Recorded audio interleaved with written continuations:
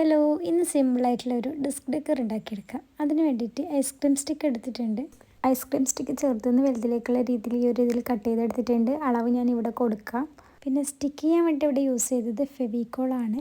പിന്നെ നിങ്ങൾ ഫെവിക്കോൾ യൂസ് ചെയ്യേണ്ട, നിങ്ങൾ ഗ്ലൂ ഗൺ തന്നെ യൂസ് ചെയ്താൽ മതി. അതിനുള്ള കാരണം നിങ്ങൾക്ക് വഴിയെ മനസ്സിലായിക്കോളും. അപ്പോൾ കുറച്ച് ടൈം എടുക്കും നമുക്ക് ഇത് സ്റ്റിക്കായി കിട്ടാൻ വേണ്ടിയിട്ട്. കുഴപ്പമില്ല, എന്നാലും നമുക്ക് ഫൈനൽ ലുക്ക് നല്ല അടിപൊളിയായിട്ട് കിട്ടും. പിന്നെ 2.5 സെൻറ്റിമീറ്റർ ഗ്യാപ്പ് വിട്ടിട്ടാണ് നമ്മൾ അടുത്തത് ഒട്ടിച്ചു കൊടുക്കുന്നത്. പിന്നെ ഫെവിക്കോൾ യൂസ് ചെയ്യൽ കുറച്ച് കഷ്ടപ്പാടാണ്. ഒട്ടിച്ച് വന്നതൊക്കെ വീണ്ടും ഒട്ടിക്കേണ്ടി വന്നിട്ടുണ്ട്. അപ്പോൾ ഈ കോലം നിങ്ങൾ കാണുന്നില്ലേ. അങ്ങനെ അതൊക്കെ ഡ്രൈ ആയതിന് ശേഷം ബേക്കിൽ ഇതുപോലെ 2 സ്റ്റിക്ക് ഗ്ലൂ ഗൺ യൂസ് ചെയ്തിട്ട് ചെരിച്ചിട്ടൊന്ന് ഒട്ടിച്ചു കൊടുക്കുന്നുണ്ട്.